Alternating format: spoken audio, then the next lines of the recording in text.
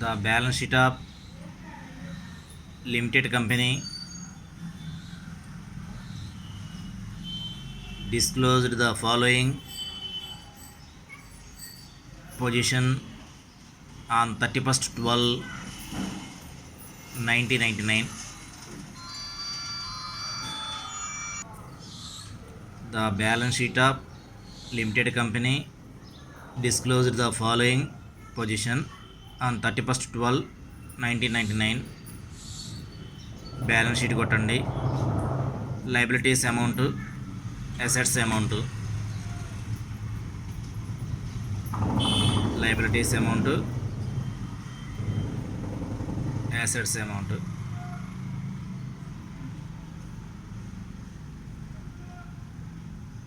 Liability side issued capital in rupees 10.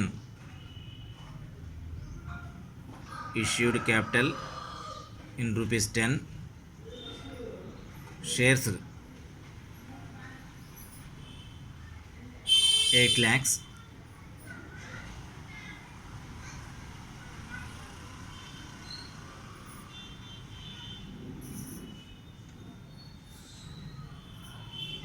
Reserve 1,80,000.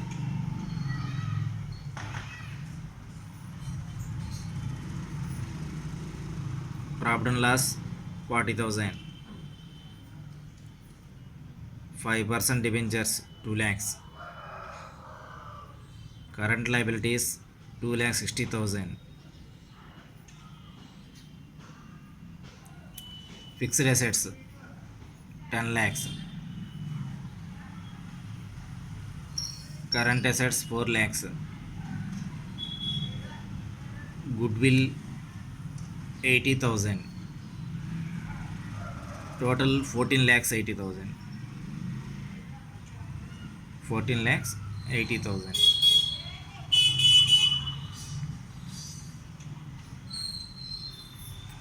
Telugu medium వాళ్ళు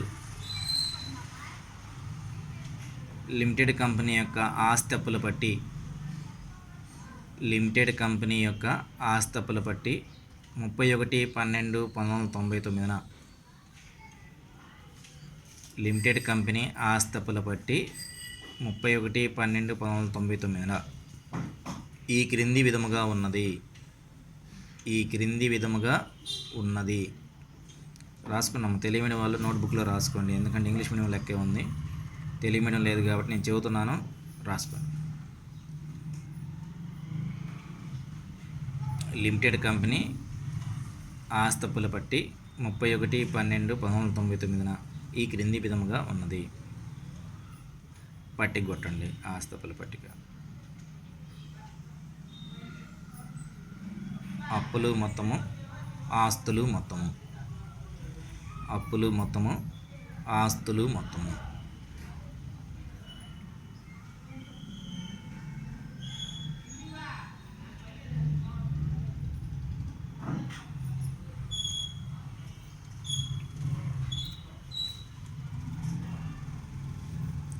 అప్పుల వైపు జారీ చేసిన మూలధనం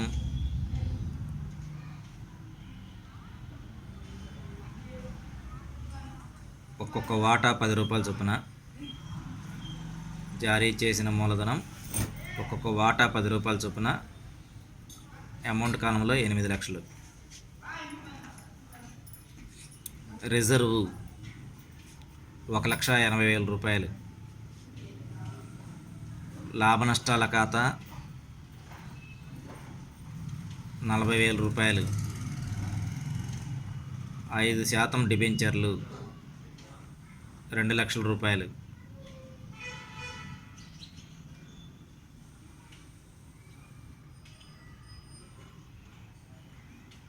ప్రస్తుత అప్పులు 2,60,000 రూపాయలు. ప్రస్తుత అప్పులు 2,60,000 రూపాయలు. అట్లానే ఆస్తుల వైపు ఫిక్స్డ్ అసెట్స్ స్థిరాస్తులు. ఫిక్స్డ్ అసెట్స్ స్థిరాస్తులు 10 lakhs రూపీస్ 10 లక్షల రూపాయలు.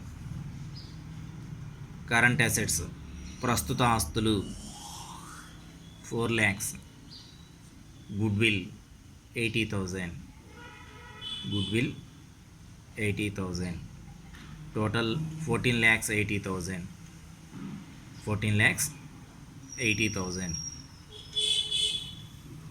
అడ్జస్ట్మెంట్స్ వచ్చేసరికి on December 31st, 1999 the fixed assets were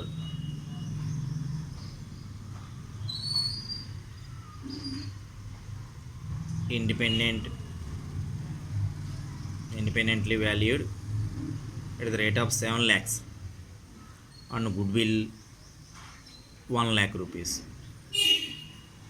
Compute the value of company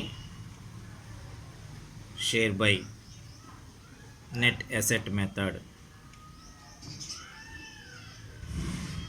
net asset method. Telugu medium వాళ్ళు December 31,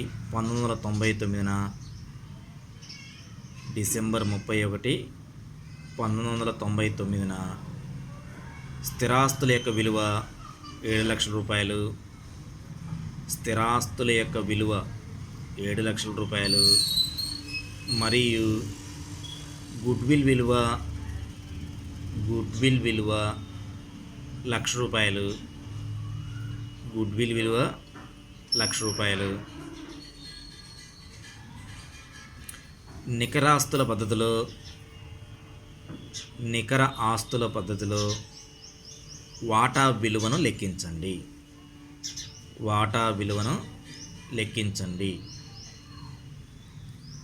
ఓకేనమ్మా. ఫస్ట్ మీరు చేయాల్సింది ఏంటంటే ఈ లెక్కను మీరు స్పష్టంగా రాసుకోండి. ఫస్ట్ 1-2 సార్లు లెక్కను మీరు స్పష్టంగా రాసుకోండి.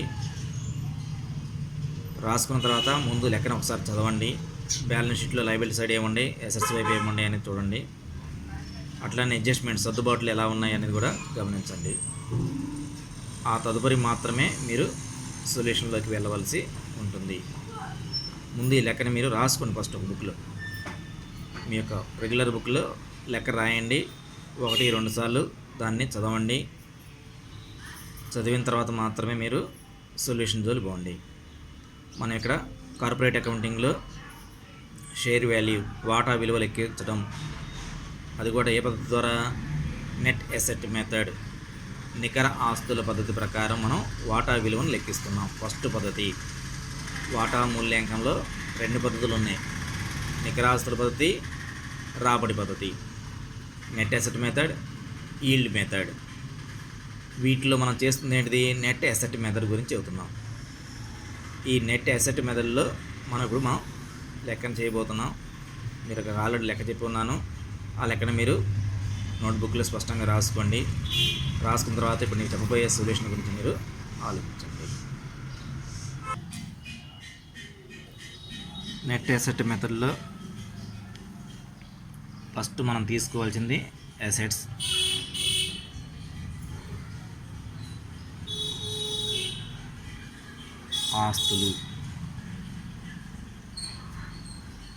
ఆస్తుల వైపు ఫిక్స్డ్ అసెట్స్,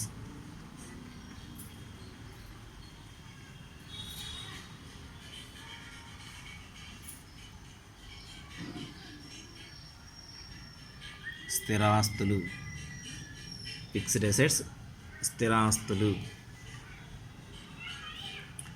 మనకి లెక్కలో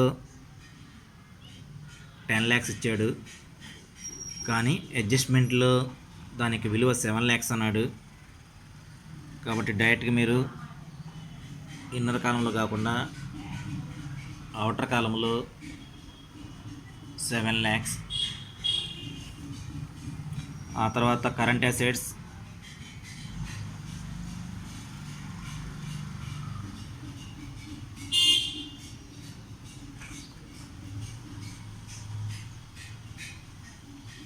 ప్రస్తుత ఆస్తులు, కరెంట్ అసెట్స్, ప్రస్తుత ఆస్తులు. దాని మీద మనకి సర్దుబాటు ఏం లేదు. డైరెక్ట్గా అవుటర్ కాలంలో 4 lakhs,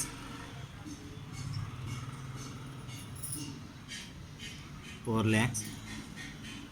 Goodwill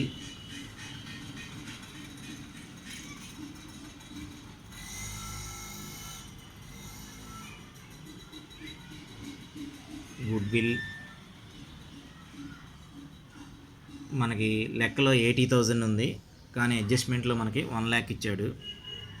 అడ్జస్ట్మెంట్లో 1 lakh ఇచ్చాడు కాబట్టి ఆ 1 lakh తీసుకోండి. అడ్జస్ట్మెంట్లో 1 lakh ఇవ్వటం జరిగింది, 1 lakh తీసుకోండి. ఎసెట్స్ వైపు ఉన్న అమౌంట్లు మొత్తం అయిపోయినాయి. అంతవరకు టోటల్ చేయండి. ఒక 7 lakhs, ఒక 8 lakhs, 11, ఒకటి 12 lakhs, 12 లక్షల రూపాయలు. ఆ తర్వాత మనం లెస్ లయబిలిటీస్,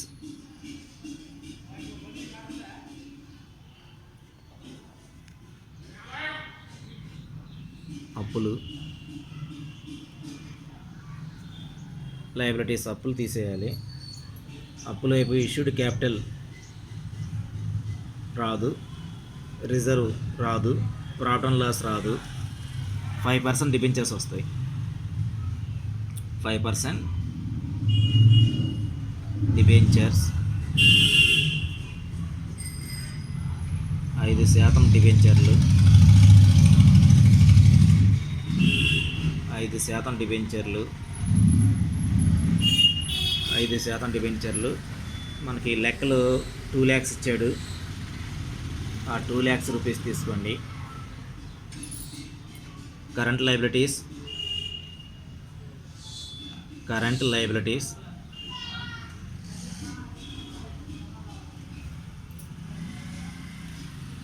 ప్రస్తుత అప్పులు, కరెంట్ లయబిలిటీస్ ప్రస్తుత అప్పులు. లెక్కలో మనకి 2,60,000 ఇచ్చాడు. 2,60,000 రెండు అంశాలే ఉన్నాయి. 4,60,000, 4,60,000. 12 lakhsలోంచి 4,60,000 పోతే మనకి 7,40,000 వస్తుంది.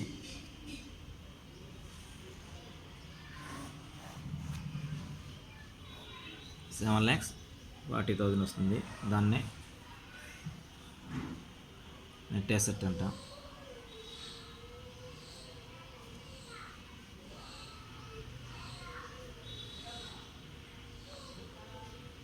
నికర ఆస్తులు అని చెప్పేసి అంటాం. ఆ తదుపరి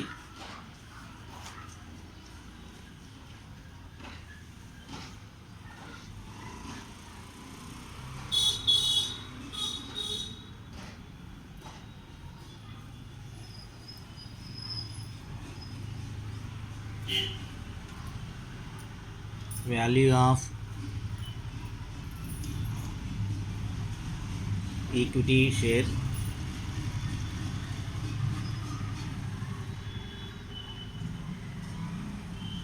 net assets by number of equity shares.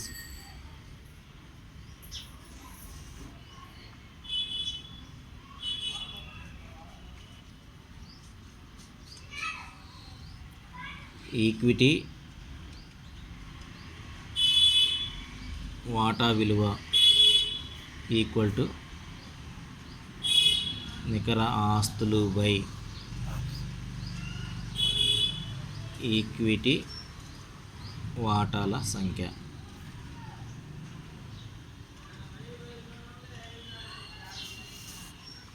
That is equal నికర ఆస్తులు మనకి 7,40,000 వచ్చింది. 7,40,000 బై ఈక్విటీ వాటాల సంఖ్య తెలియదు మనకి. లెక్కలో ఈక్విటీ వాటాలు ఎంత ఇచ్చాడో మనకి 8 lakhs అమౌంట్ కాలంలో 8 lakhs ఉంది. దానికి ఒక వాటా ధర 10 రూపాయలు అన్నాడు. 10 రూపాయలు తీసేస్తే మనకి ఎన్ని వాటాలు వస్తాయి? ఇప్పుడు 80,000 ఈక్విటీ వాటాలు వస్తాయి. 80,000 ఈక్విటీ వాటాలు వస్తాయి కాబట్టి 7,40,000 by 80,000 that is equal ₹9.25. 7,40,000 by 80,000. 80,000 ఎలా వచ్చాయి? 8 లక్షలు by ₹10 that is equal 80,000 equity shares. 80,000 పెట్టేస్తే ₹9.25 9.25. ఇలా మనకి ఈక్విటీ వాటా యొక్క విలువ అనేది రావడం జరుగుతుంది. ఈక్విటీ వాటా యొక్క విలువ అనేది రావడం జరుగుతుంటుంది. ఇలా మనం లెక్క చేయాలమ్మా. ఇది కూడా మీరు ఒకసారి 2 సార్లు చూసి చేయండి. మూడోసారి ఒకసారి చూడకుండా చేయండి, ప్రయత్నం చేయండి. ఇక్కడ మనకి ఈక్విటీ వాటాల సంఖ్య ఇవ్వలేదు. ఈక్విటీ వాటాల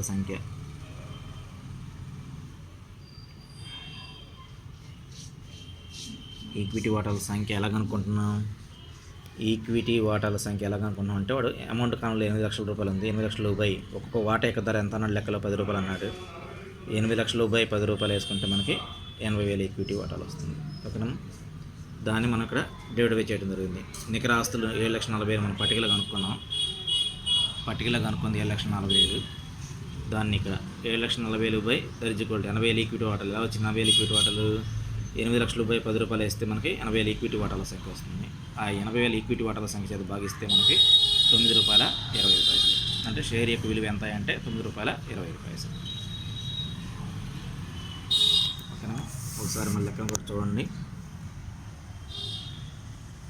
నికర ఆస్తులు మనం తీసుకుంది ఫిక్స్డ్ అసెట్స్ స్థిరాస్తులు 7 లక్షలు, లెక్కలో ₹10 లక్షల ఉంది బ్యాలెన్స్ షీట్లో. కానీ అడ్జస్ట్మెంట్లో మనకి 7 లక్షలుగా విలువ కట్టారు కాబట్టి 7 లక్షలు సర్దుబాటులో ఉన్న అమౌంట్ తీసుకున్నాం. కరెంట్ అసెట్స్ ప్రస్తుత ఆస్తులు ₹4 లక్షల. గుడ్ విల్ అనేది లెక్కలో బ్యాలెన్స్ షీట్లో ఒక అమౌంట్ ఉంది, అడ్జస్ట్మెంట్లో 1 lakh అన్నాడు. బ్యాలెన్స్ షీట్లో 80,000 ఇచ్చాడు, కానీ సర్దుబాటులో ₹1,00,000 తీసుకున్నాడు కాబట్టి ₹1,00,000 తీసుకున్నాం. ఆస్తులు మొత్తానికి కొడితే 12 లక్షలు అయింది. లయబిలిటీస్ వచ్చేసరికి మనకి ఇష్యూడ్ క్యాపిటల్ రాదు, రిజర్వ్ రాదు, ప్రావిడెంట్ లాస్ అకౌంట్ రాదు. ఆ తర్వాత 5% డిబెంచర్స్ వస్తాయి ₹2 లక్షలు. కరెంట్ లయబిలిటీస్ ప్రస్తుత అప్పులు 2,60,000, 4,60,000. 12 లక్షల నుంచి 4,60,000 తీసేస్తే 7,40,000 నెట్ అసెట్స్ వచ్చినాయి. పట్టిక అయిపోయింది. ఆ తర్వాత మనం ప్రిన్సిపల్స్లోకి రావాలి. Value of equity share is equal to net asset by number of equity shares. Equity వాటా విలువ ఈజ్ ఈక్వల్ టు నికర ఆస్తులు బై ఈక్విటీ వాటాల సంఖ్య. నెట్ అసెట్స్ కనుక్కున్నాం, కానీ ఈక్విటీ వాటాల సంఖ్య తెలియదు మనకి, లెక్కలో చెప్పలా. అమౌంట్ కాలంలో మనకి అమౌంట్ ఇచ్చాడు కాబట్టి అమౌంట్ డివైడెడ్ బై 8 లక్షలు బై ₹10 వేసుకుంటే మనకి ఈక్విటీ వాటాల సంఖ్య వస్తుంది. 8 లక్షలు బై ₹10 చొప్పున వేసుకుంటే మనకి ఈక్విటీ వాటాల సంఖ్య 80,000 వస్తుంది. That is equal to 7,40,000 by 80,000 equal to ₹9.25. ఓకేనమ్మా? ఈ విధంగా మీరు లెక్కను ప్రాక్టీస్ చేయండి.